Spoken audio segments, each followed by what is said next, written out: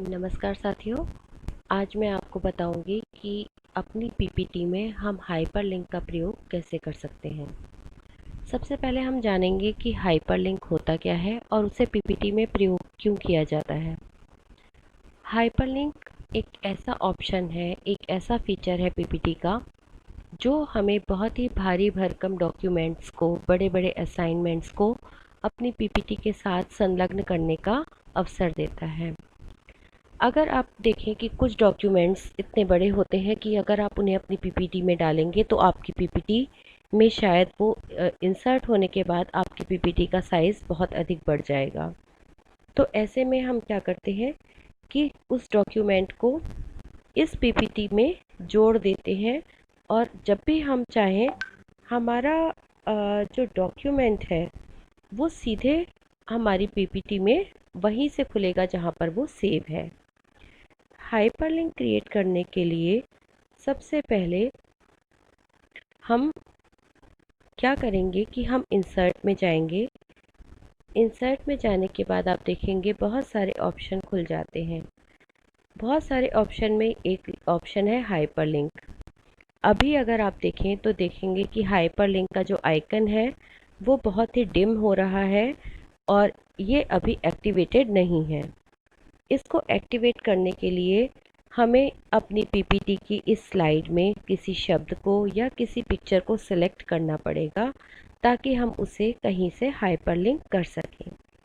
सबसे पहले हम सीखेंगे कि हम अपनी पीपीटी में कहीं अपने ही लैपटॉप में पड़े किसी डॉक्यूमेंट को कैसे हाइपरलिंक कर सकते हैं। मान लीजिए मैं इस शब्द को सेलेक्ट कर लेती हूँ। जैसे ही मैंने इस शब्द को सिलेक्ट किया, ये हाइपरलिंक का जो आइकन है वो एक्टिवेट हो गया। अब हम इसको क्लिक करेंगे। क्लिक करते ही एक विंडो खुलेगी। इस विंडो में हमें यहाँ एड्रेस बार पे यह देखना है कि हमें अपना डॉक्यूमेंट कहाँ से उठाना है, कौन सा डॉक्यूमेंट उठाना है। मान लीजिए मैं डी ड्राइव पे गई, अपने फ़ोल्डर में गई और फ़ोल्डर में जाकर मैंने कोई डॉक्यूमेंट सेलेक्ट कर लिया। ये सीबीएसई का एक सर्कुलर है जो बहुत बड़ा है। मैंने इसे सेलेक्ट किया और ओके कर दिया। जैसे ही मैंने इस हाइपरलिंक को क्रिएट किया, जो शब्द सिलेक्ट किया गया था वो उसका रंग बदल गया और साथ ही साथ वो अंडरलाइन भी हो गया। अब अंडरलाइन होने का मतलब क्या है कि ये हाइपरलिंक क्रिएट हो गया है। इसको हम एक बार चेक करके देखेंगे कि ये हाइपरलिंक क्रिएट हुआ है या नहीं हुआ है। हम स्लाइड शो में जाएंगे। स्लाइड शो में जाकर हम ये देखेंगे कि हमने जो हाइपरलिंक बनाया था वास्तव में वो क्रिएट हुआ या नहीं। अब आप देखेंगे जैसे ही हाइपरलिंक किए हुए शब्द के ऊपर हमारा कर्सर आता है, ये एक हाथ के निशान में बदल जाता है, यानी हाइपरलिंक बन चुका है। और इसको जैसे ही हम क्लिक करते हैं, हमारा वो डॉक्यूमेंट जो हमने सेलेक्ट किया था वो खुल जाता है। अब हमें अगर वापस अपनी पीपीटी पे जाना है तो हमें कुछ नहीं करना, सिंपल इस डॉक्यूमेंट को या तो मिनिमाइज़ कर देना है या उसे बंद कर देना है। तो हमारा ये हाइपरलिंक क्रिएट हो गया। अब हम दूसरा तरीका सीखते हैं कि हम इस पीपीटी की एक स्लाइड को दूसरी स्लाइड के साथ कैसे हाइपरलिंक कर सकते हैं। मान लीजिए मैं चाहती हूँ कि मैं इस स्लाइड पर जब बात कर रही हूँ तो डायरेक्ट मेरी स्लाइड नंबर 5 मेरे सामने आ जाए, जिसको दिखाकर मैं अपनी बात पूरी कर सकूँ। इसके लिए मुझे एक इंटरनल हाइपरलिंक तैयार करना होगा। प्रोसेस वही रहेगा कि मुझे किसी शब्द को या किसी चित्र को सेलेक्ट करना पड़ेगा। जैसे ही मैंने किसी शब्द को सेलेक्ट किया, इंसर्ट पर गई और हाइपरलिंक को देखा तो ये एक्टिवेट हो चुका है। अब मैंने यहाँ पर इसको क्लिक कर दिया। यहाँ अब हमें इस बात का ध्यान रखना है कि हमें डॉक्यूमेंट अपने लैपटॉप से नहीं उठाना है, हमें वो लैपटॉप उठाना है अपने इसी डॉक्यूमेंट से। तो इसमें हम जाएंगे, ये साइड वाला जो पेन है इसमें place in this document, place in this document को क्लिक करते ही हमारे पास ये स्लाइड्स आ जाएंगी। जो अब मैं स्लाइड नंबर 5 से अपनी इस शब्द को हाइपरलिंक करना चाहती हूँ कि मैं यहाँ क्लिक करूँ और मेरी स्लाइड नंबर 5 ओपन हो जाए। स्लाइड 5 पर क्लिक करते ही वो मुझे 5 नंबर की स्लाइड दिखा रहा है और कंफर्मेशन मांगता है कि ये सही है या नहीं। मैंने यहाँ ओके कर दिया। अब आप देखेंगे कि जैसे ही मैंने ओके किया, इसका रंग भी बदल गया और ये अंडरलाइन हो गया। इसका मतलब ये हाइपरलिंक भी तैयार हो चुका है। चाहे तो आप इसको चेक करके देख लीजिए।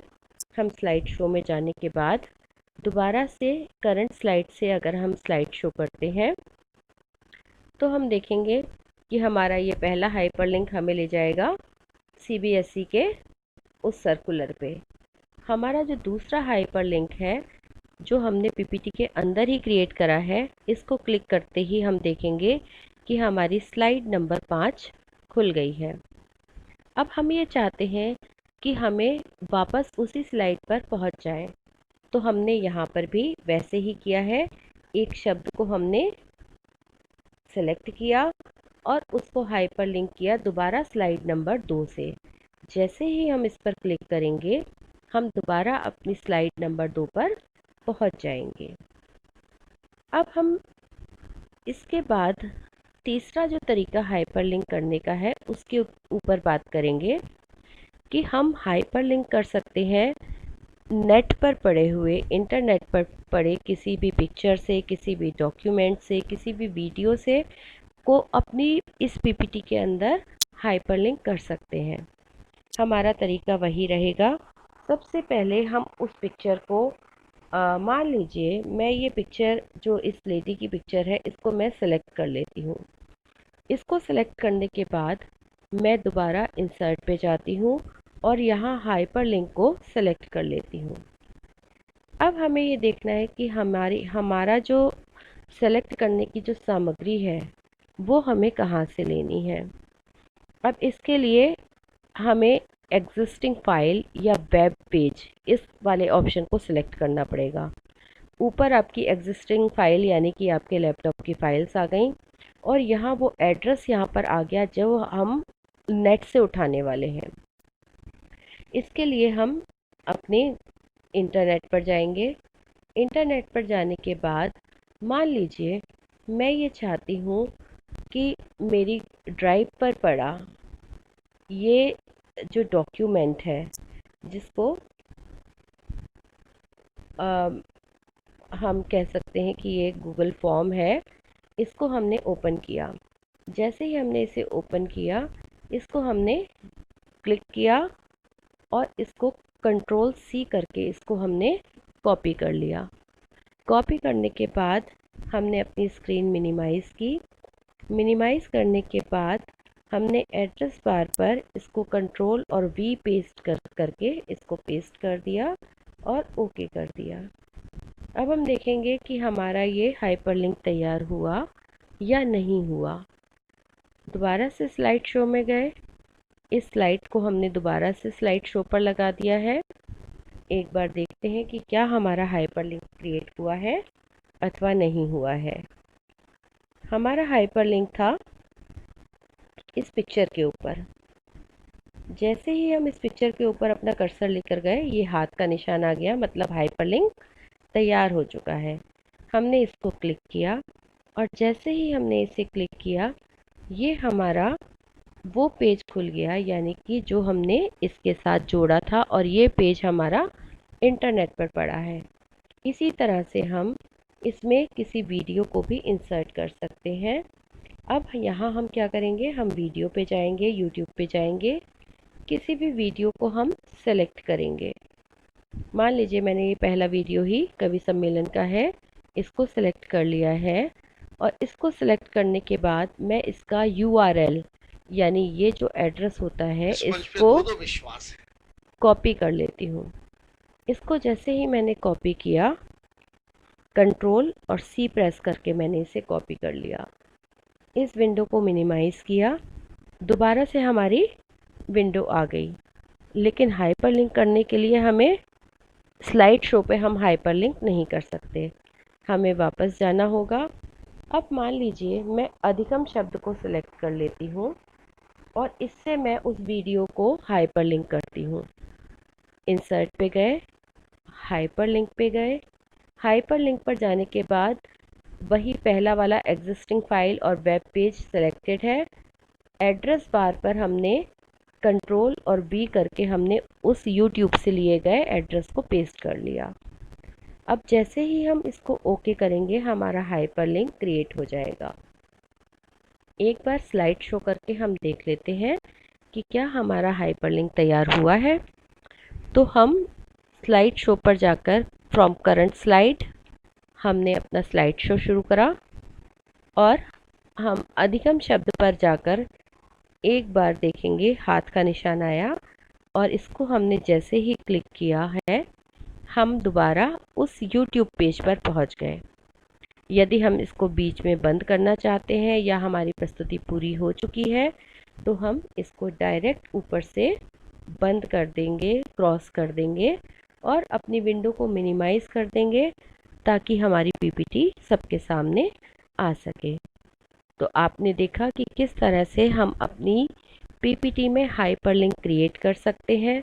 हम अपनी ही पीपीटी को अपने ही लैपटॉप के किसी डॉक्यूमेंट से जोड़ सकते हैं, अपने ही पीपीटी को अपनी पीपीटी के किसी दूसरी स्लाइड से जोड़ सकते हैं या फिर हम पीपीटी में इंटरनेट से भी कोई लिंक डाल सकते हैं। आशा है आपको हाइपरलिंक अच्छी तरह समझ आ गया होगा और जैसा कि आपको बताया गया था कि कक्षा परीक्षा बनाने में इस हाइपरलिंक का आप इस्तेमाल कर सकते हैं, तो आप बखूबी इसका इस्तेमाल कर पाएंगे और अपनी पीपीटी को और अधिक उपयोगी बना पाएंगे। बहुत बहुत धन्यवाद।